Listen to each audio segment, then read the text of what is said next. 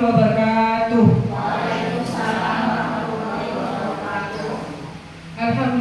Alhamdulillah kita panjatkan kehadirat Allah Subhanahu wa taala yang telah memberikan rahmat hidayahnya sehingga kita pada siang hari ini bisa berkumpul dalam acara diseminasi modul 1.4 budaya positif. Untuk mendapatkan rahmat dan maghfirah dari Allah Subhanahu wa taala, marilah kita buka acara pada siang hari ini dengan membaca lafaz basmalah. Bismillahirrahmanirrahim. Acara yang kedua yaitu sambutan dari kepala sekolah. Kepada Bapak saya persilakan.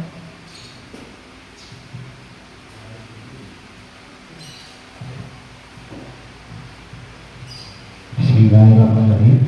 Assalamualaikum warahmatullahi wabarakatuh. Pertama-tama mari kita panjatkan puji syukur kepada Allah bahwasanya pada pagi menjelang siang ini kita dapat bersama berkumpul di ruangan SD1 Sukabaja dalam rangka diseminasi yang akan disampaikan nanti oleh calon guru penggerak yaitu Pak Aliansyah. Mudah-mudahan setelah acara ini kita semua bisa mengambil hikmahnya, bisa mengambil contohnya, kemudian bisa mempraktekkan di kelas kita masing-masing. Untuk itu mari kita ikuti acara ini dari awal hingga akhir dan mudah-mudahan tidak ada halangan sesuatu apapun. Mungkin itu yang dapat saya sampaikan. Ada kurang lebihnya saya mohon maaf dan akhiri. Wassalamualaikum warahmatullahi wabarakatuh. Terima kasih kepada Bapak Kepala Sekolah yang telah menyampaikan sedikit sambutannya. Acara berikutnya yaitu kegiatan inti, yaitu materi yang akan disampaikan oleh Bapak Aliansyah. Kepada Bapak saya persilakan. Bismillahirrahmanirrahim. Assalamualaikum warahmatullahi wabarakatuh. Habibun. Puji syukur kehadirat Allah Subhanahu wa taala, berkat rahmatnya kita bisa berkumpul dalam ruangan ini dalam rangka diseminasi modul 1.1 budaya positif. Saya ucapkan terima kasih kepada Bapak Kepala Sekolah SD Negeri 1 Sukabanjar, Bapak Suratman SPD, yang telah memberikan kesempatan kepada saya untuk mempresentasikan diseminasi modul 1.4 tentang budaya positif, yang sudah memfasilitasi sehingga acara ini alhamdulillah bisa terlaksana. Terima kasih juga saya ucapkan kepada Bapak Ibu guru yang sudah menyempatkan hadir, yang seharusnya Bapak Ibu sudah pulang tapi meluangkan waktu untuk kita sama-sama belajar tentang budaya positif. Ini juga berkaitan untuk kemajuan sekolah kita. Baiklah, sebelum saya mulai diseminasinya, di sini saya akan perkenalkan terlebih dahulu. Nama saya Aliansyah dari SD Negeri 1 Sukabaja. Saya calon guru penggerak angkatan 11. Tujuan diadakan diseminasi budaya positif ini Bapak Ibu, yaitu yang pertama sudah menjadi bagian dari tugas kita untuk melakukan aksi nyata bagaimana caranya budaya positif itu dilakukan secara rutin di sekolahan kita. Dan yang kedua yaitu di sini Bapak Ibu, budaya positif ini saya pelajari selama 2 minggu. Artinya di sini saya ingin berbagi ilmu dengan Bapak Ibu, apa sih budaya positif itu, terus bagaimana sih supaya anak itu merasa aman, nyaman, dan selamat selama dia berada di sekolah. Dan yang ketiga, harapan saya Bapak Ibu, setelah diseminasi ini kita bisa berkolaborasi menciptakan budaya positif di sekolahan kita. Oke, mungkin itu aja Bu tujuannya. kita akan lanjut ke materinya ya Bu ya, untuk mempersingkat waktu. Ya ini Bu, Aliansa Jaya 1 Sukabanjar, calon guru penggerak angkatan 11 Kabupaten Tanggamus. Sebelum ke budaya positif, saya akan menjelaskan terlebih dahulu tujuan pendidikan Bu. Tujuan pendidikan menurut Ki Hajar Dewantara, tujuan pendidikan adalah menuntut segala kodrat yang ada pada anak-anak agar mereka dapat mencapai keselamatan dan kebahagiaan yang setinggi-tingginya, baik sebagai manusia maupun sebagai anggota masyarakat. Oleh sebab itu, pendidik itu hanya dapat menuntun tumbuh atau hidupnya kekuatan kodrat ada pada anak-anak agar dapat memperbaiki lakunya, bukan dasarnya, hidup dan tumbuhnya kekuatan anak. Jadi Bu, ini sangat berkaitan erat. Untuk mencapai tujuan pendidikan, untuk mencapai budaya positif, kita harus melihat dulu tujuan pendidikan ini seperti apa Bu. Di sini ada kata-kata menuntun. Kira-kira apa Bapak Ibu menuntun? Membimbing. Terus apa lagi Bu? Pak Ajis, menuntun apa Pak? Berjalan bersama ya Bu. Artinya menuntun itu Bu, dari sini sudah kita lihat ya Bu ya. Anak itu sudah ada, sejak lahir itu sudah ada dasarnya Bu. Kita tidak bisa merubah dasar anaknya. Hanya kita bisa menuntunnya, mengarahkannya. Seperti contohnya Bu, anak-anak itu sudah mempunyai bakat, sudah mempunyai cita-cita. Anak ini mempunyai cita-cita menjadi seorang dokter. Kita hanya bisa mengarahkannya dan menuntunnya untuk menjadi dokter yang seperti apa. Bapak Ibu, Ki Hajar Dewantara ibaratkan pendidikan itu seperti sebuah lahan pertanian. Jadi sawah itu diibaratkan seperti sekolahnya, terus benih itu diibaratkan seperti muridnya, dan guru diibaratkan adalah sebagai petaninya. Kira-kira Bapak Ibu, saya mau tanya, kalau lahannya ini sudah subur, kita tanami dengan benih, tapi tidak dirawat oleh petaninya, kira-kira apa yang akan terjadi dengan benih tersebut Ibu? Akan tumbuh apa tidak Bu? Tidak tumbuh ya Bu. Kalau belum tumbuh mungkin tidak subur ya Bu ya. Seperti itulah Bu, sama dengan anak-anak guru kita Bu. Kita yang mengarahkan. Mereka sudah mempunyai dasarnya, situ kita menuntunnya Bu, mengarahkannya untuk mereka mempunyai karakter yang baik, yang berprofil Pancasila Ibu. Oke? Kita lanjut ya Bu. Kita akan masuk ke materi inti, yaitu budaya positif. Budaya positif di sekolah yaitu nilai dan kebiasaan di sekolah yang berpihak pada murid agar mereka dapat berkembang menjadi pribadi yang kritis, penuh hormat dan bertanggung jawab sesuai dengan profil pelajar Pancasila. Mungkin di sekolah kita sudah sering ya Bu ya kita lakukan budaya positif ini. Seperti contohnya anak datang cium tangan, terus berbaris, doa sebelum dimulai pelajaran. Itu ya Bu ya.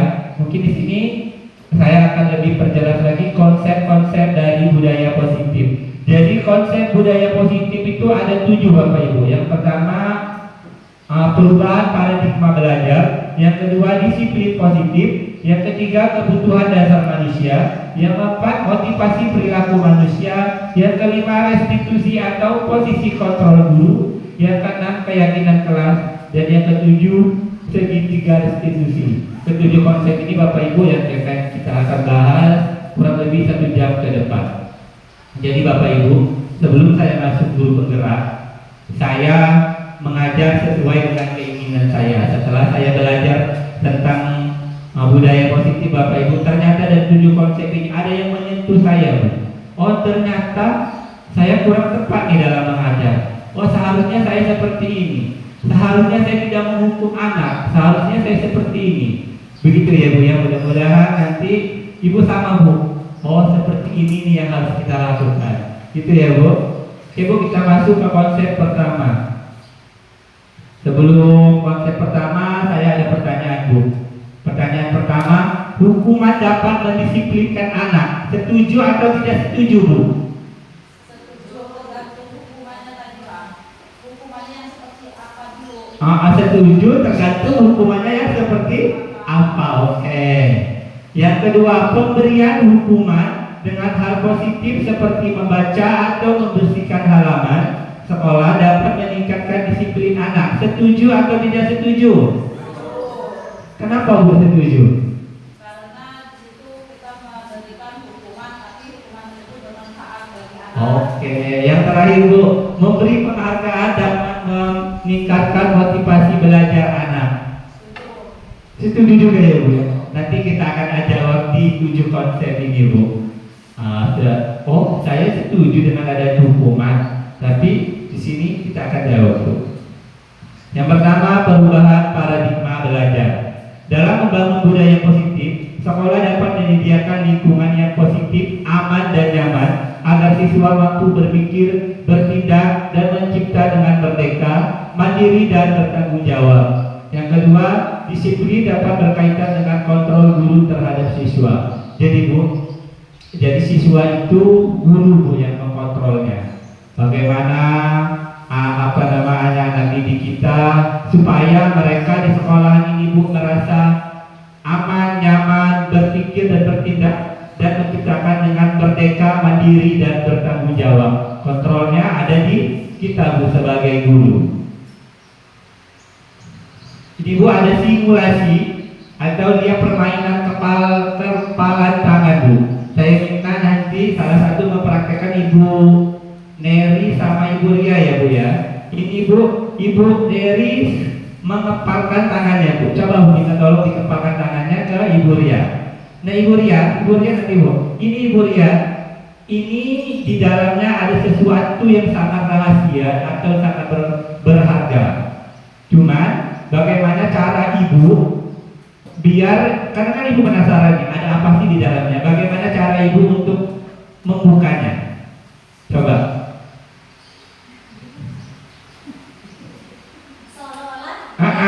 Coba apa yang Ibu lakukan?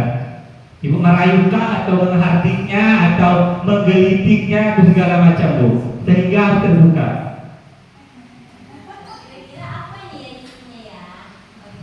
Bisa nggak? Saya lihat tidak ya? Kira-kira Ibu Neri mau buka atau enggak? Enggak. Artinya Bapak Ibu kita kembali ke sini. Kalau Ibu Neri tidak mau membukanya, artinya Ibu Neri teguh dengan pendiriannya. Tapi kalau Ibu Neri ingin membukanya, berarti Ibu Neri ini bersedia dikontrol oleh orang lain Bu. Artinya seperti itu ya. Kalau dia tidak ingin membukanya, berarti Ibu ini nggak mau loh dirinya dikontrol orang. Seperti kalau mau dibukanya, berarti mau dikontrol sama Ibu Ria. Tapi seperti itu anak-anak kita Bu sekarang Bu. Anak melakukan kesalahan, terus kita meminta anak itu untuk meminta maaf, sedangkan anak itu belum mau loh Bu, belum nerima. Bukan saya loh yang salah. Artinya kita yang mengontrol anak itu. Seharusnya tidak seperti itu Bu. Kita harus mengikuti apa kemauan anak.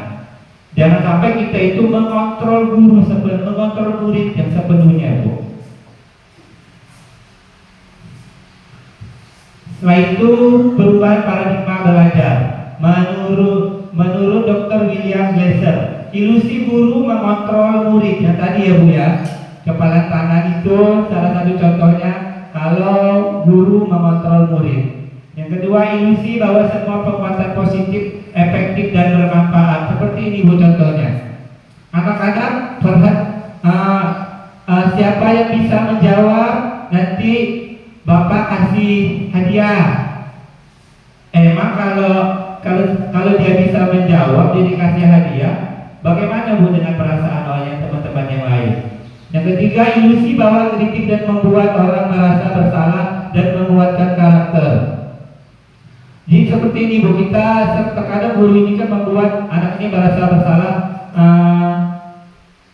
Kamu harus belajar nah, kalau kamu tidak belajar, bagaimana? Nanti orang tua kamu sedih. Orang tua kamu kan sudah berjuang menyekolahkan kamu.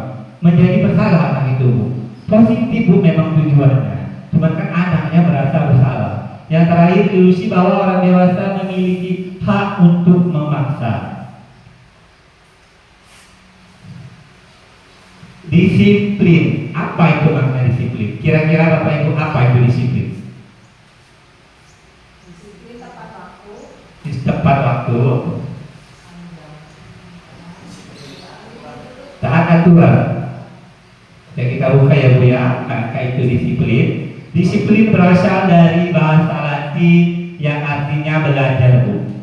Artinya belajar, disiplin diri membuat orang menggali potensi menuju sebuah tujuan apa yang dia hargai. Namun dalam budaya kita, makna kata disiplin telah berubah menjadi sesuatu yang dilakukan seseorang pada orang lain untuk mendapatkan kepatuhan. Kecenderungan umum adalah menghubungkan kata disiplin dengan ketidaknyamanan, bukan dengan apa yang kita hargai atau pencapaian sesuatu tujuan mulia.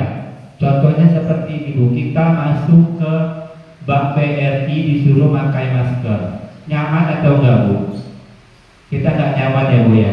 Cuman kan itu karena katanya udah aturan. Sebetulnya seperti itu Bu. Disiplin itu harus dari kita Bu. Tujuannya memakai masker itu untuk apa? Untuk kesehatan Bu, bukan untuk karena kita takut dengan orang BRI. Seperti itu Bu. Cuma ketika kita mendengar kata disiplin akan dikorelasikan dengan ketidaknyamanan Bu. Betul ya? Seperti itu. Allah disiplin kan kayak gitu ya Bu ya. Ini Bu, disiplin adalah kemampuan memerintah diri sendiri dalam mengontrol dan menguasai diri, yang memilih tindakan mengacu pada nilai-nilai yang kita hargai dengan penuh tanggung jawab tanpa perintah orang lain. Nilai-nilai kita hargai adalah nilai kebajikan, sifat positif manusia yang merupakan tujuan mulia yang ingin dicapai setiap individu, yaitu nilai-nilai dalam profil Pancasila. Ini ya Bu ya, disiplin itu nilai-nilai yang kita hargai adalah nilai kebajikan Bu. Artinya seperti kita memakai helm. Kita memakai helm itu Bu, bukan berarti karena kita takut ada razia Bu, tapi karena iya betul Bu, untuk keselamatan. Itu nilai kebajikan Bu. Artinya kayak anak nih mengganggu temannya, nilai kebajikannya apa Bu? Menghargai sesama. Kita tanamkan ke anak, kita harus menghargai sesama. Seperti itu ya Bu ya. Jadi disiplin itu berkaitan dengan nilai kebajikan Bu. Yang ketiga, kita masuk kebutuhan dasar manusia Bu.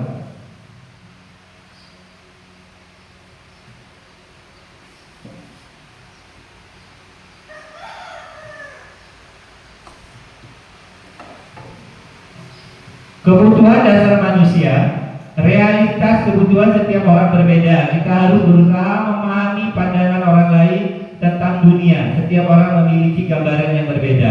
Jadi kebutuhan dasar manusia itu Bu, atau setiap manusia bisa juga dengan murid itu ada 5 Bu kebutuhan dasarnya. Yang satu survival, yang kedua kesenangan, yang ketiga cinta, kasih atau bisa diterima, yang keempat pengusahaan, yang kelima kebebasan. Kalau survival ini Bu, kebutuhan dasar kita Bu, kebutuhan dasar manusia, yaitu berkaitan dengan fisiologis Bu, yaitu sandang, pangan, papan. Bagaimana anak itu mau nyaman di sekolah, mau aman. Kalau dia berangkat sekolah perutnya lapar, belum terpenuhi. Bagaimana dia mau mengatakan aman kalau di sekolahnya, di rumahnya kebanjiran. Artinya kebutuhan yang utama itu kebutuhan survival. Yang kedua itu ini Bu, kebutuhan cinta kasih. Cinta kasih itu kadang kan ada anak itu di sekolah di segini ini jahil hanya karena untuk dia pengen diperhatikan. Ada juga untuk kesenangan Bu, ada anak ini yang melakukan hanya untuk kesenangan dirinya. Yang keempat ini penguasaan. Penguasaan ini dia biasanya penguasaan ini menunjukkan siapa dia Bu. Oh ini lu saya, gitu loh Bu. Yang terakhir itu kebebasan. Kebebasan itu anaknya ini tidak mau diatur Bu. Ini kita ada kasus Bu. Kasus Ibu Ria, guru kelas 6 di SD Permai, sedang bingung menghadapi ulas salah satu murid di kelas bernama Agus. Beberapa anak telah datang mengeluhkan Agus sering sekali meminta bekal makan siang mereka dengan paksa. Jika Anda menghadapi situasi seperti Bu Ria, apa yang akan Anda lakukan? Menurut Anda kira-kira apa alasan Agus melakukan hal itu? Siapa yang membantu jawab Bu? Ya Pak.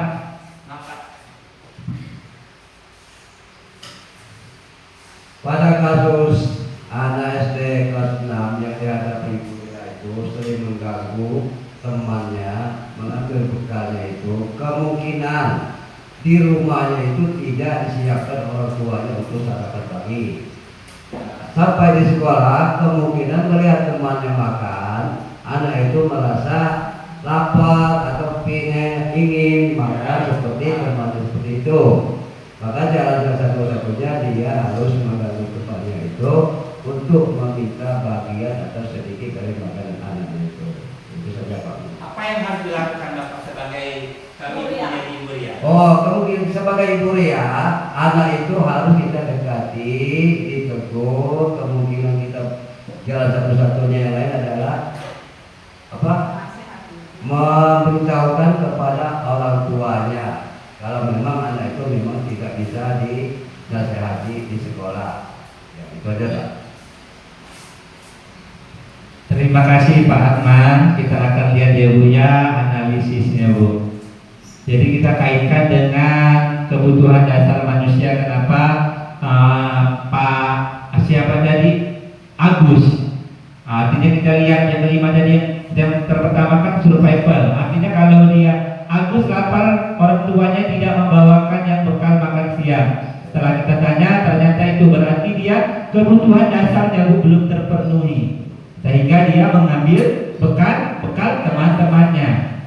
Bisa jadi karena dia ini kurang perhatian Bu, yaitu teman Agus jadi perhatian, jadi dia ambil bekal ini ya Bapak Ibu ya. Tadi kan temannya itu perhatian ke dia, itu bisa jadi juga tujuannya. Yang ketiga itu dia merasa hebat karena temannya jadi takut dan menuruti keinginannya. Penguasaan ya Bu ya. Nyak Josi paling hebat. Kayak gitu Bu. Itu bisa jadi Bu. Yang keempat itu kebebasan. Agus merasa bosan dengan bekal yang dibawakan orang tuanya karena selalu bekal yang sama Bu.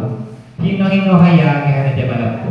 Jadi dia pengen variasi yang berbeda Bu, sehingga dia mengambil bekal temannya. Dan yang terakhir itu Agus hanya iseng dan ingin menikmati ekspresi wajah temannya yang dasar. Banyak ya Bu ya, anak murid kita yang seperti itu mengganggu temannya hanya untuk kesenangannya ya Bu. Jadi kita belum tahu tanpa kita menanyakan secara langsung kepada Agusnya. Yang keempat, konsep semua perilaku memiliki tujuan. Teori motivasi perilaku manusia. Jadi ada teori motivasi, ada motivasi eksternal dan motivasi internal Bu. Yang pertama itu untuk menghindari ketidaknyamanan atau hukuman. Yang kedua untuk mendapatkan imbalan dari orang lain atau institusi. Yaitu motivasi dari luar. Contohnya seperti ini Bu. Pak Abdul Aziz ditugaskan kepala sekolah bersama dengan pengawas untuk mengikuti pelatihan di gifting, tapi jam 3 sampai jam 5 Bu. Sedangkan itu di luar jam sekolahan. Bisa jadi Bu, Pak Aziz ini ikut pelatihan hanya karena tidak enak apabila tidak melakukan nggak enak nih sama kepala sekolah. Kalau enggak, kalau saya enggak ini nanti apa ya yang mau diapain Pak Mantan saya? Kadang-kadang kita kayak gitu ya Bapak Ibu ya. Yang kedua itu mendapatkan imbalan. Saya mau ikutlah, siapa tahu ini transportnya besar atau apa ya nanti yang mau saya dapat. Itu Bu ya. Terkadang motivasi itu Bu yang sehingga kita ini melakukan kegiatan itu bukan motivasi dari diri. Cuma saya yakin kalau Pak Abdul Aziz ini motivasinya dari internal, yaitu tujuan disiplin positifnya untuk menghargai diri sendiri. Saya akan menjadi orang yang seperti apa bila saya akan melakukannya. Seperti itu Bu. Artinya dari dirinya, sudah dari diri. Oh siap Pak, saya ingin saya bersedia Pak untuk mengikuti kegiatan. Karena apa? Saya ingin menambah ilmu, saya ingin menambah teman. Itu dari dirinya Bu, positif itu. Bukan karena Mbak Iwi lawan Pak Man kali ditugas toh. Kayak gitu ya Bu ya. Ada juga ya Bu, terkadang kan kayak motivasi eksternal ini ya Bu, saya sedikit bahas. Kadang kita kan ngasih anak itu penghargaan ya Bu ya. Siapa yang mengerjakan, Bapak kasih bintang, Ibu kasih bintang. Siapa yang banyak mengerjakan berarti bintangnya banyak. Kalau bisa Bu, kalau kami di guru penggerak maya Bu, itu dihilangkan. Karena kita menjaga perasaan anak yang lain Bu. Bagaimana dengan anak yang tidak mendapatkan bintang? Karena pada dasarnya anak itu seperti tujuan pendidikan yang awal, tumbuh kembang sesuai dengan kodratnya Bu, berbeda-beda. Artinya biarkan anak itu Bu, kalau jangan dipuji Bu, karena takutnya seperti ini, nanti ketika anak itu dipuji, dia ranking 1 terus dia mendapatkan dia mendapatkan tugas, dia tidak menang, diledekin temannya, ada ranking 1, no mana. Jadi kan anaknya menjadi merasa sedih Bu. Jadi harapan saya nanti kita sebagai guru itu anak itu disamaratakan Bu. Kalau kemampuannya berbeda berarti metode pembelajaran kita yang harus divariasikan atau berdiferensiasi Bu. Seperti itu Bu ya, karena ada instruktur Bu. Kemarin waktu elaborasi pemahaman ada seorang guru Bu membuat aplikasi. Seperti yang saya bilang tadi Bu, membuat aplikasi siapa yang bisa mengerjakan itu mendapatkan bintang. Disamperin sama instrukturnya, Bu, ini Ibu yang buat. Iya Bu, bagus Bu aplikasinya. Cuman Ibu pernah tidak merasakan posisinya menjadi orang yang tidak mendapatkan bintang banyak Bu? Coba Ibu, bagaimana perasaan Ibu? Di situ Ibu itu berpikir, oh iya, seharusnya saya tidak seperti itu, tidak membeda-bedakan, tidak memuji yang berlebihan untuk anak tertentu. Begitu ya Bu ya? Setuju ya Bu ya? Kok kayaknya setuju? Ini Bu ada IPA, ini ada kasus lagi Bu. IPA kurang menguasai pelajaran matematika sehingga pada saat pelajaran tersebut berlangsung dia lebih banyak berdiam diri atau menggambar di buku pelajarannya. Pada saat guru matematikanya Pak Seno menanyakan pertanyaan IPA menjadi gugup dan tidak sengaja menjatuhkan tasnya dari kursi, serta tiba-tiba menjadi gagap pada saat berupaya menjawab. Seluruh kelas pun tertawa melihat perilaku IPA yang bicara tergagap dan terkejut tersebut. Pak Seno pada saat itu membiarkan teman-teman IPA mentertawakan IPA yang tergagap dan malu luar biasa, dan malahan minta IPA untuk maju ke depan dan berdiri di depan kelas sambil menunjuk hidungnya karena tidak bisa menjawab pertanyaan Pak Seno. Kelas makin gaduh dan anak-anak pun tertawa melihat IPA di depan kelas memegang ujung hidungnya. Dia memegang ujung hidungnya seperti ini. Terus, apakah Anda setuju dengan tindakan Pak Seno terhadap IPA? Setuju tidak Bu? Tidak setuju ya Bu ya. Yang kedua, menurut Anda tindakan Pak Seno terhadap IPA adalah sebuah hukuman atau konsekuensi? Hukuman ya Pak, bukan konsekuensi ya Pak ya. Karena kita harus bisa membedakan hukuman dan konsekuensi. Kata Pak Ahmad tadi ini adalah hukuman, yang lain hukuman ya Bu ya. Ini Bu, hukuman dan konsekuensi kita bedakan. Kalau hukuman sesuatu yang menyakitkan dan harus terjadi, dia identitasnya itu identitas gagal Bu, negatif. Kalau dia identitas sukses itu netral, itu sesuatu yang harus terjadi dan itu positif Bu ya. Cuma dia netral karena nanti penyelesaiannya kita ada di restitusi ya Bu. Kalau untuk kasusnya Pak Seno sama IPA tadi itu sebagai hukuman ya Bapak Ibu ya.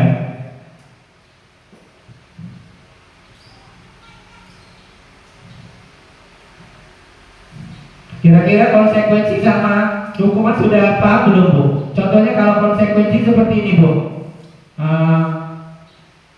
anak datang terlambat 15 menit, terus anak itu kita suruh masuk, cuman pas istirahat dia tidak istirahat Bu.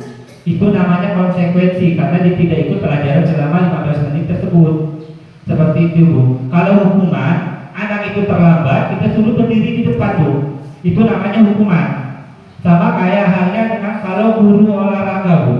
Kalau pelajaran olahraga, ada anak yang datang terlambat, itu kita suruh keliling lapangan 2 kali. Itu hukuman apa konsekuensi? Konsekuensi Bu, karena dia berkaitan dengan pelajaran olahraga Bu. Karena dia kan masih mendidik. Kalau dia hukuman, dia tidak mendidik Bu. Dia korelasinya dengan negatif. Sekarang kita mari berlatih hukuman atau konsekuensi. Yang pertama, lari mengelilingi lapangan basket 2 kali karena terlambat hadir di sekolah. Hukuman. Terus membersihkan coretan yang dibuatnya di meja tulis. Konsekuensi. Murid diminta untuk push up 15 kali karena tidak menggunakan masker ke sekolah. Hukuman. Menggantikan kertas tugas temannya yang telah dicoret-coret. Konsekuensi. Berjemur di lapangan basket pada pukul 12 siang karena mengobrol dengan teman. Hukuman. Murid diminta bertelanjang kaki sepanjang hari karena tidak menggunakan sepatu berwarna hitam seperti peraturan sekolah.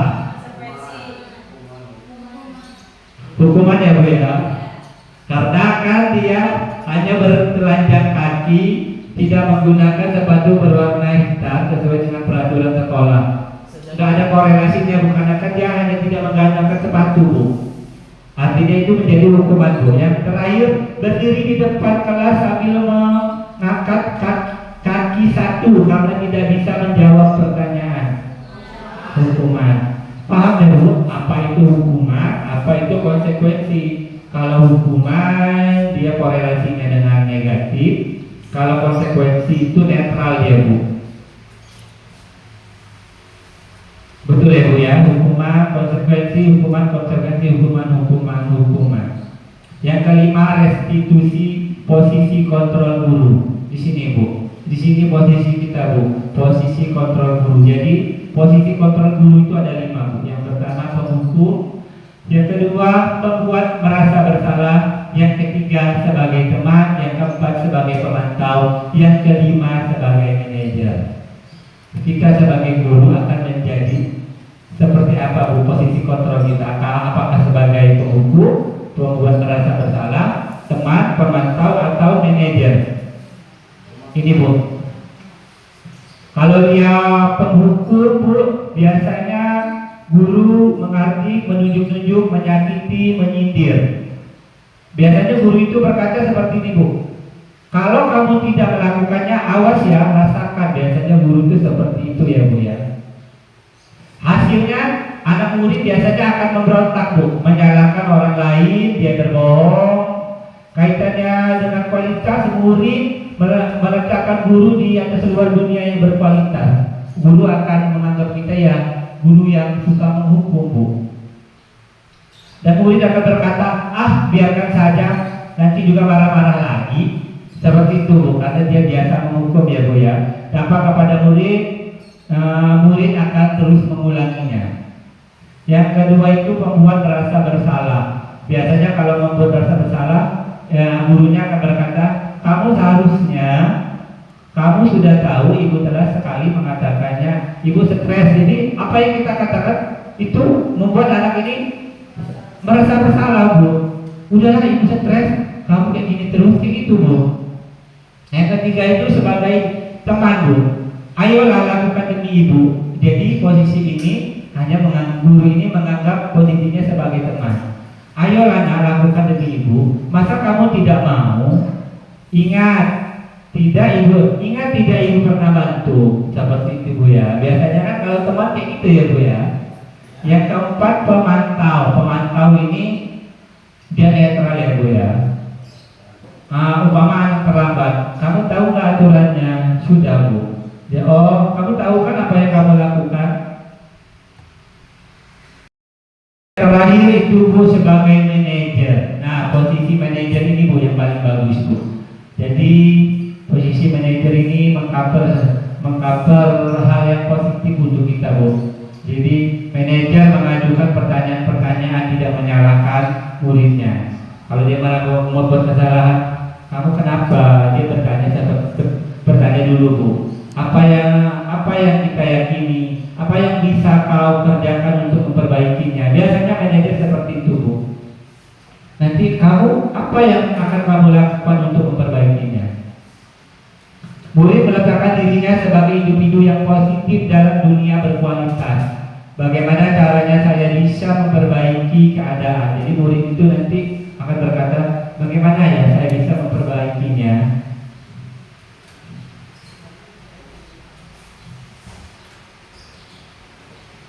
Ini, Bu, contoh pernyataan-pernyataan. Saya kecewa sekali dengan kamu. Ini sebagai apa, Bu, biasanya? Saya kecewa sekali dengan kamu.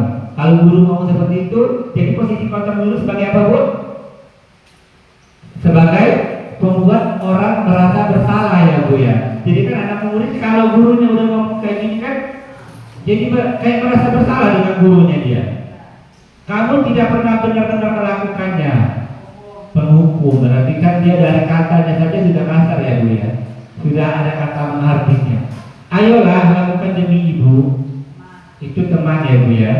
Kapan apakah kamu mau mendapatkan stiker bintang hari ini? Itu pemantau, Bu. Bagaimana kamu bisa menyelesaikan masalah ini? Itu manajer, ya, Bu, ya. Kamu selalu yang paling terakhir. Itu apa, Bu? Kalau menyalahkan itu biasanya hukum. Ini, Bu, ada kasus. Pada hari Senin Pak Harun tidak masuk sekolah. Pak Harun merupakan guru matematika. Saat itu Bu Wati menggantikan Pak Harun. Bu Wati baru 1 tahun menjadi guru SMP. Beberapa murid perempuan, Pipi dan Natali, mengetahui hal ini dan mulai menggunakan kesempatan dan bersikap seenaknya, tertawa dan tidak mengindahkan kehadiran Bu Wati. Bu Wati mencoba menyapa Pipi dan Natali dengan ramah sambil mengingatkan untuk tetap fokus pada tugasnya. Ayolah, tugasnya dikerjakan. Nanti ibu ditegur Bapak Kepala Sekolah kalau kalian tidak mengerjakan tugas. Tolong bantu ibu, ya. Namun Pipi dan Natali malah jadi tertawa. Ibu santai aja, Bu. Mereka tetap tidak mengerjakan tugas dan malah mengobrol. Kira-kira Ibu, posisinya Pak Harun ini, posisinya Ibu Wati ini sebagai siapa, Bu? Teman. Sebagai? Kalau sebagai teman, ya, Bu.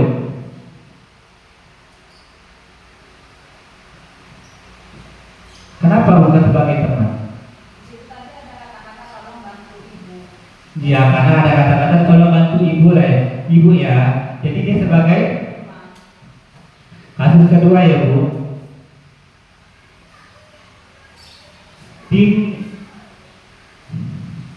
Anto dan Dino sedang bermain bersama di lapangan basket dan tiba-tiba terlibat dalam sebuah pertengkaran adu mulut. Dino pun menjadi emosi dan mengadakan kontak fisik, menarik ke meja Anto dengan kasar sampai 3 kancingnya terlepas. Pada saat itu guru piket langsung melerai mereka dan membawa mereka ke ruang kepala sekolah. Ibu Suti sebagai kepala sekolah berupaya menenangkan keduanya, terutama Dino. Dino, sepertinya kamu saat ini sedang marah sekali. Mendengar itu Dino pun mengalir bercerita tentang kesalahan hatinya. Ibu Suti pun melanjutkan bahwa membuat kesalahan adalah hal yang manusiawi dan bahwa mempertahankan diri adalah hal yang penting. Namun meminta Dino memikirkan cara lain yang mungkin lebih efektif karena saat ini Dino berada di ruang kepala sekolah. Ibu Suti melanjutkan bertanya tentang keyakinan sekolah yang disepakati serta apakah Ibu Dino bersedia memperbaiki kesalahan yang telah dilakukan terhadap Anto. Dino pun akhirnya perlahan mengangguk. Kemudian Ibu Suti balik bertanya kepada Anto, hal apa yang bisa dilakukan Dino untuk memperbaiki masalah? Anto menjawab, saya perlu kancing saya diperbaiki, Bu. Ibu, saya akan sangat marah kalau melihat kancing kancing bajunya sampai copot 3 kancing begini. Ibu Suti pun kembali bertanya ke Dino, apakah yang akan dilakukan untuk menggantikan 3 kancing Anto yang terlepas? Dino berpikir sejenak namun menjawab, wah tidak tahu Bu, saya lem kembali mungkin ya Bu. Ibu Suti berpikir sebentar dan menanggapi, kalau dilem akan mudah terlepas kembali Dino. Bagaimana kalau kamu menjahitkan saja? Bersediakah kamu? Dino tanpa ragu-ragu dan menanggapi, menjahit? Mana saya tahu bagaimana menjahit Bu. Ibu Suti meneruskan, apakah kamu bersedia belajar menjahit? Dino berpikir sejenak, memandang ke meja Anto dan menanggapi, yang mengajari saya siapa Bu? Dengan cepat Ibu Suti menjawab, Pak Irfan, guru tata busana. Dino kembali diam sejenak, memandang ke meja Anto yang tanpa kancing. Akhirnya Dino mengangguk, tanda menyetujui, dan sepanjang siang itu Dino belajar menjahit dan memperbaiki kemeja Anto. Terakhir kali terlihat kedua anak laki-laki tersebut, Dino dan Anto, jam pulang sekolah. Mereka sudah bercengkrama dan bersenda gurau kembali. Jadi Bu, Ibu Suti dari cerita kasusnya Dino dan Anto, posisinya sebagai siapa Bu? Manajer. Kenapa Bu sebagai manajer? Maaf Bu. Dalam kasus ini si Pak Bu Suti itu menurut saya sebagai manajer, karena di situ Ibu Suti tidak langsung menghukum, tetapi dia menanyakan kepada Dino dia mengapa hari ini sangat emosi. Lalu Dino menceritakan masalahnya.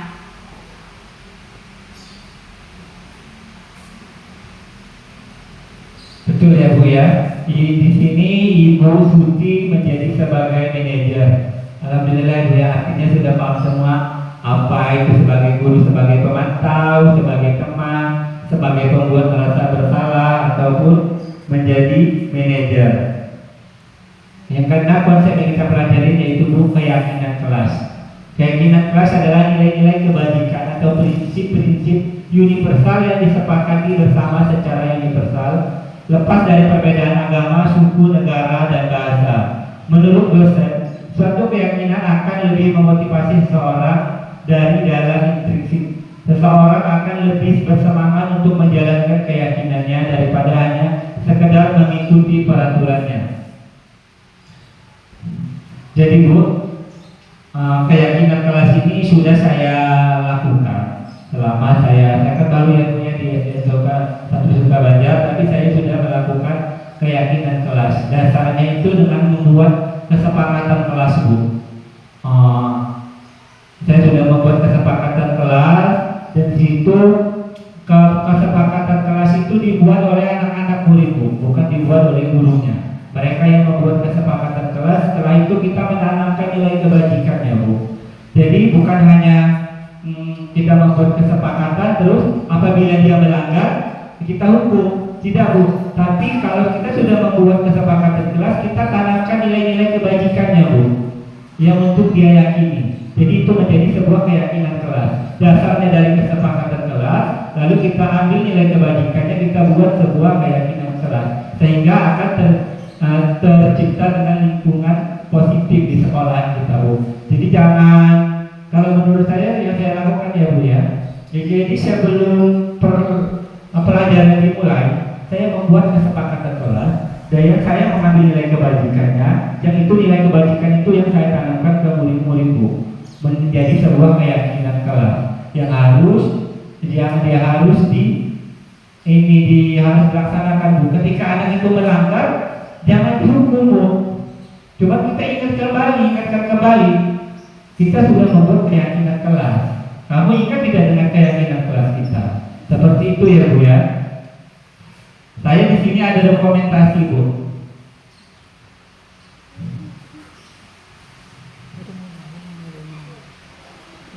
Ini dokumentasi yang pernah saya buat Bu, membuat sebuah keyakinan kelas Bu. Caranya saya menggunakan ini Bu, kertas apa saya lupa ya namanya ini. Apa? Taruh ya Bu, bukan origami ini Bu. Saya lupa Bu, yang bisa ditempel itu Bu. Ini bisa ditempel. Jadi ini saya bagikan ke anak. Saya bagikan ke anak murid Bu. Mereka membuat keyakinan kelas apa ya, atau kesepakatan kelas. Lalu mereka tempel Bu. Ini dari mereka tempel. Setelah itu kita kelompokkan mana yang sama kebajikannya, nilai kebajikannya kita nama, baru kita buat sebuah keyakinan kelas. Anda akan terbentuk keyakinan kelas. Jadi contohnya itu, dan di saat belajar kita tidak mengganggu temannya. Itu ada nilai kebajikannya apa Bu? Saling menghargai. Ya seperti itu ya Bu ya, salah satu contohnya. Jadi dari kesepakatan kelas kita menjadi sebuah keyakinan kelas Bu.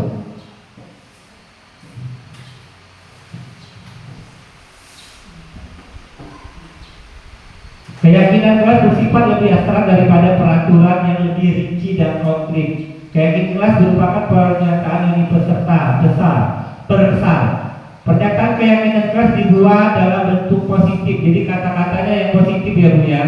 Jangan seperti dilarang, itu negatif Bu, itu peraturan Bu. Kalau keyakinan kelas itu lebih dia ke positif, mempunyai nilai kebajikan.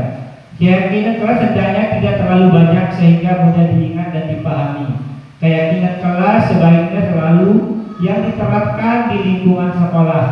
Semua warga kelas ikut berkontribusi dalam pembuatan keyakinan kelas lewat kegiatan-kegiatan curah pendapat. Bersedia meninjau kembali keyakinan kelas dari waktu ke waktu. Artinya kita keyakinan kelas juga bisa kita ini Bu berganti. Setelah kita evaluasi apa yang akan kita tambah atau apa yang ingin kita rubah Bu. Iya. Saya harapan saya nanti Bu, kalau memang belum ada yang membuat keyakinan kelas supaya anak ini lebih nyaman, kita buat Bu. Oh berarti kalau kita mau belajar, ingat saya nggak boleh terlambat. Kalau saya terlambat berarti saya melanggar keyakinan kelas yang sudah dibuat. Yang terakhir, konsep terakhir ini Bu yang paling menarik, segitiga restitusi Bu. Segitiga restitusi, proses menciptakan kondisi bagi murid untuk memperbaiki kesalahan mereka sehingga mereka bisa kembali pada kelompok mereka dengan karakter yang lebih kuat. Melalui restitusi, guru dapat yang pertama membantu murid menjadi lebih memiliki tujuan, disiplin positif, serta memulihkan dirinya setelah berbuat salah. Yang kedua, membantu murid untuk jujur pada diri sendiri dan mengevaluasi dampak dari kesalahan yang dilakukan. Yang ketiga, memberikan penawaran bukan paksaan. Ini Bu, posisi restitusi, segitiga restitusi Bu. Yang pertama validasi, yang pertama menstabilkan identitas, yang kedua validasi tindakan yang salah, yang ketiga menanyakan keyakinan. Biasanya kalau menstabilkan identitas itu kita ada bahasa yang baik Bu, yang santun. Pasti biasanya setiap orang pasti pernah melakukan kesalahan. Jadi anak itu ngerasa tidak terpojokkan ya Bu ya. Oh iya ya, seperti itu Bu. Yang kedua, kamu bukan satu-satunya yang pernah melakukan ini. Artinya, oh iya Bu, ya Bu. Jadi anak itu enggak ngengkek lah Bu bahasanya ya, kalau kita keluarkan dengan bahasa pertama. Jadi kita stabilkan dulu Bu anak itu, menstabilkan identitas biar anak itu tidak membuncang. Yang kedua itu validasi tindakan yang salah. Artinya kalau validasi kita menanyakan Bu. Ya validasi, artinya memvalidasi. Kamu tentu punya alasan mengapa kamu melakukannya. Biasanya kita tanya, pasti kamu ada alasan kenapa kamu melakukannya. Coba Bapak mau tahu apa alasannya. Adakah cara yang lain lebih efektif untuk mendapatkan apa yang kamu butuhkan? Itu Bu, itu validasi tindakan yang salah. Yang terakhir itu menanyakan keyakinan. Setelah itu baru kita, karena kita sudah membuat keyakinan kelas, jadi nilai-nilai apa saja yang telah kita sepakati. Kamu ingin menjadi orang yang seperti apa? Seperti itu.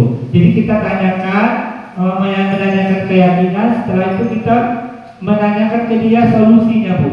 Dan kita kalau solusinya positif, kita mendorong solusi anak tersebut Bu.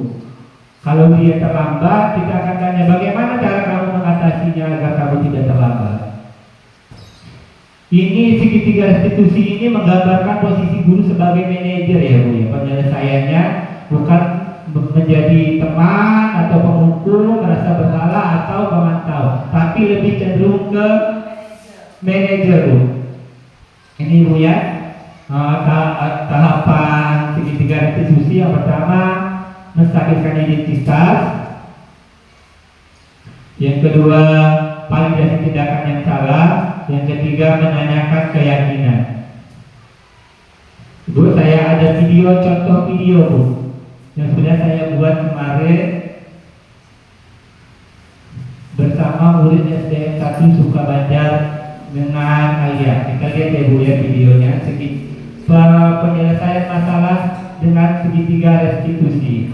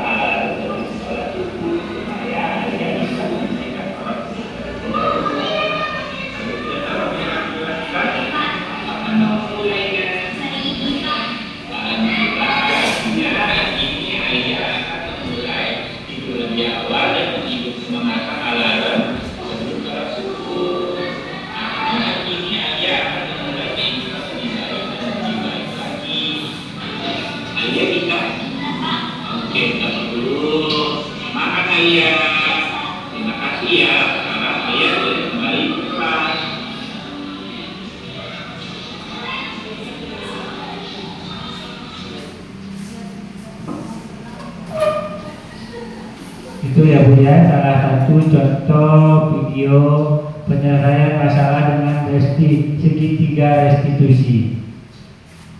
Harapannya Bu untuk kedepannya, jika ada anak kita yang kena masalah itu kita selesaikan dengan segitiga restitusi. Mungkin itu saja Bu materi diseminasi budaya positif yang telah saya jabarkan. Untuk selanjutnya saya serahkan kepada Ibu Niti.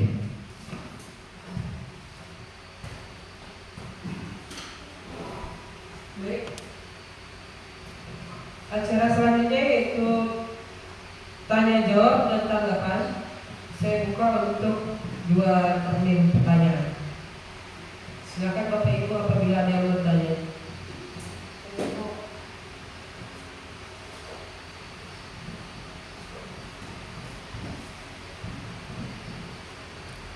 Bismillahirrahmanirrahim.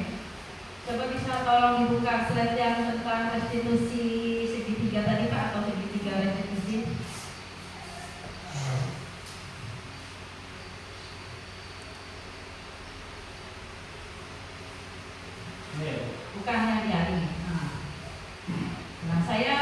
sangat setuju dengan memecahkan suatu masalah menggunakan segitiga restitusi ini. Dan selama saya mengajar, jujur baru kali ini saya tahu dan mendengar tentang segitiga restitusi, di mana segitiga restitusi ini menyelesaikan anak yang mempunyai masalah itu tidak langsung dengan kekerasan atau berbicara anak bahwa dia adalah yang paling bersalah, tetapi di sini kita bisa mencari tahu latar belakang penyebab anak itu mengapa bisa melakukan kesalahan tersebut dan melakukannya berulang-ulang kali.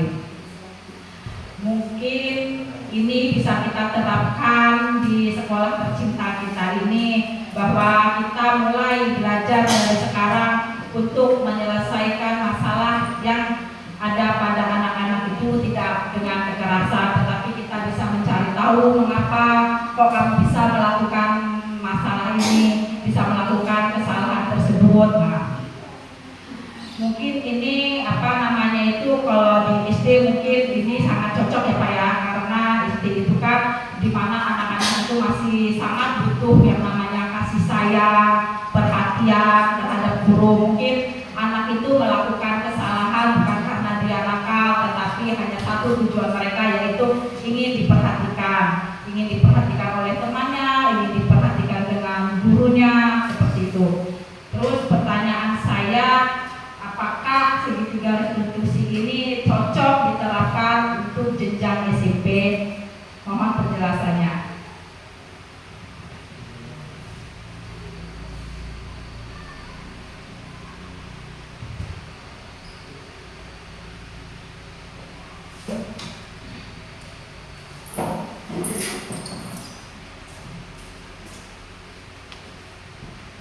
Baik, penanya berikutnya saya persilakan.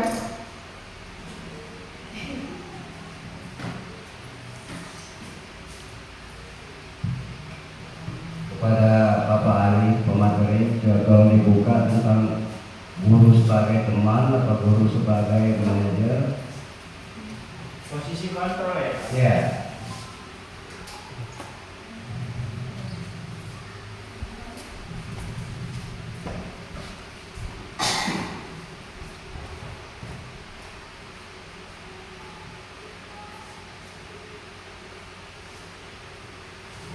Posisi kontrol guru restitusi, posisi kontrol guru ada situ sebagai teman, tapi kebanyakan tadi yang disampaikan oleh Pak Ali sebagai guru yang menguasai ilmu pendidikan atau sebagainya, itu posisinya itu yang baik guru sebagai pemantau.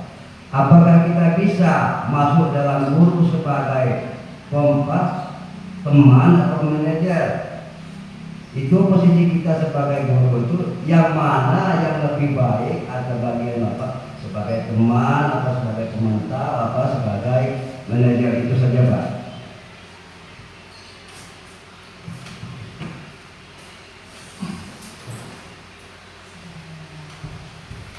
Baik, itu tadi ada dua pertanyaan dari Bapak Ibu.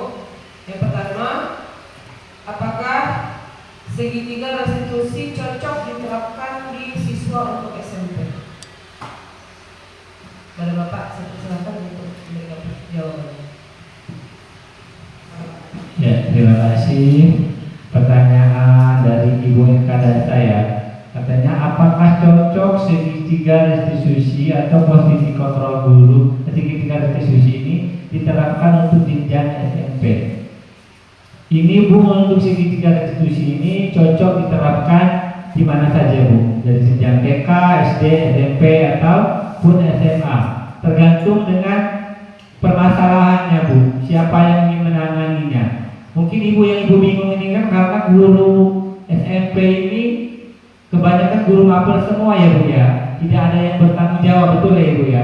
Jadi begini Bu, kalau kasusnya itu dia berada di masih dipegang oleh terjadinya di kelas dan masih dipegang oleh guru mapel, maka yang akan menanganinya guru mapel tersebut Bu.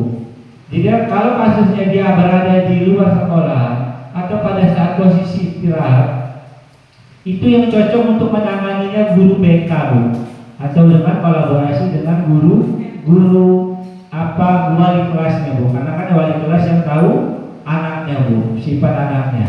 Jadi kita sesuaikan Bu dengan situasinya. Menggunakan segitiga restitusi itu sangat cocok Bu. Yang penting kita tidak menegur anak itu secara langsung di depan orang-orang dan tidak menyalahkan anak itu secara langsung Bu. Jadi segitiga restitusi ini mencari solusi Bu, ada solusinya. Begitu ya Ibu. Cukup Bu?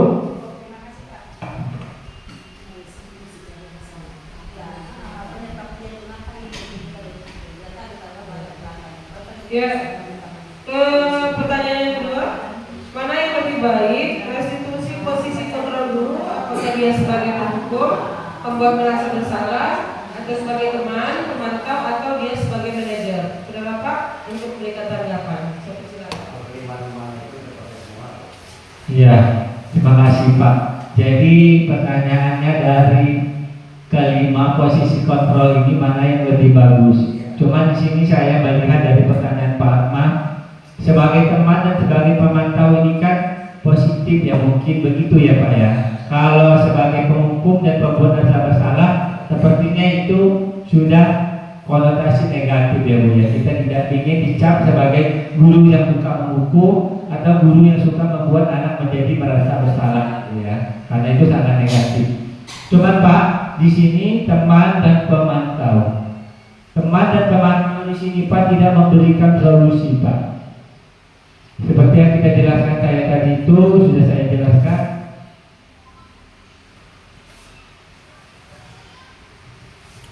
Teman, kalau dia posisi teman, dia hanya membuat alasan untuk muridnya. Gurunya berkata, ayolah lakukan ini demi ibu. Masa kamu tidak mau? Ingat tidak dengan ibu pernah bantu kamu? Biasanya guru itu hanya berkata seperti itu Bu, dia memposisikannya sebagai teman Pak. Tidak ada solusinya. Jadi dia tidak menanyakan bagaimana cara kamu untuk merubahnya. Bagaimana caranya kamu agar kamu tidak mengulanginya lagi. Begitu juga dengan pemantau Pak. Pemantau di sini tidak memberikan solusi.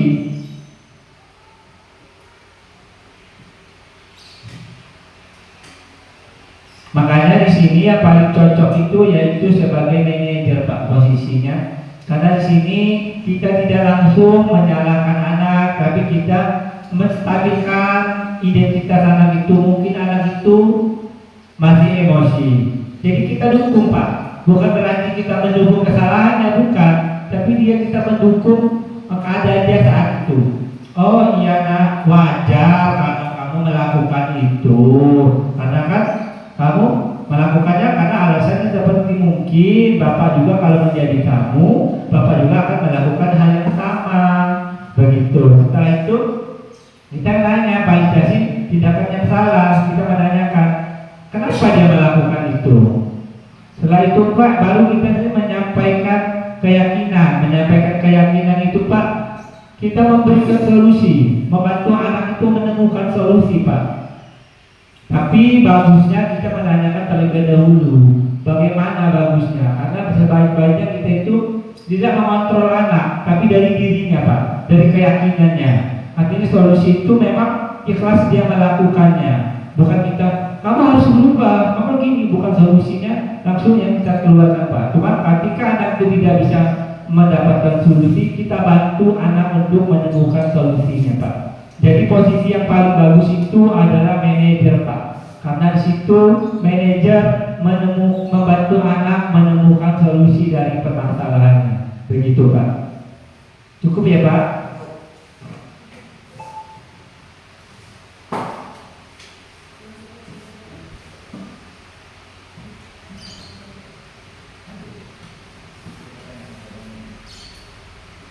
Baik, demikian tadi acara dari sini sudah kita lalui, tanya jawab sudah, dan Bapak Ali sudah memberikan tanggapan.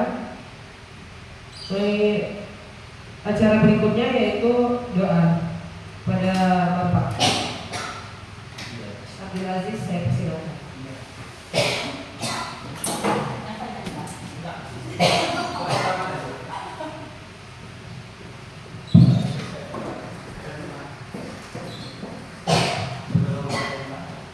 Bismillahirrahmanirrahim. Assalamualaikum warahmatullahi wabarakatuh. Mohon izin Bapak Ibu untuk memimpin doa. Sebelum doa, ada baiknya kita hadirkan rasa khauf dan wajah kita, ialah rasa takut dan rasa harap kita. Mudah-mudahan doa yang kita munajatkan dikabulkan oleh Allah Subhanahu wa taala. Amin ya rabbal alamin. Astaghfirullahaladzim, astaghfirullahaladzim, astaghfirullahaladzim. Innallaha ghafurur rahim. Allahumma salli ala sayyidina Muhammadin fil awwalin wal akhirin. Assalamu warahmatullahi wabarakatuh. Sayyidina ashabi sayyidina rasulillahi ajma'in. Bismillahirrahmanirrahim. Alhamdulillahi rabbil alamin. Alhamdulillah ala ni'matil iman. Alhamdulillah ala ni'matil islam. Alhamdulillah ala ni'matil hidayah. Alhamdulillah ala ni'matit tawbah. Alhamdulillah ala ni'matir rahmah. Alhamdulillah ala ni'matil ukhuwah islamiyah. Alhamdulillah rabbil alamin. Allahumma ighfir lana dhunubana wa liwalidina warhamhum kama rabbawna shighara. ولجميع المسلمين والمسلمات والمؤمنين والمؤمنات الأحياء منهم والأموات. اللهم إنا نسألك سلامة في الدين وعافية في الجسد وزيادة في العلم وبركة في الرزق وتوبة قبل الموت ورحمة عند الموت ومغفرة بعد الموت. اللهم هون علينا في شكرة الموت والنجاة من النار والعفو عند الحساب. ربنا آتنا في الدنيا حسنة وفي الآخرة حسنة وقنا عذاب النار.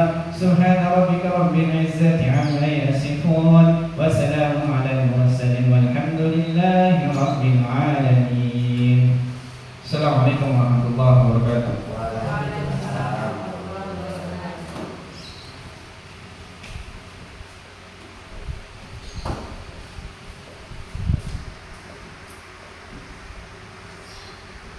Demikian tadi acara dari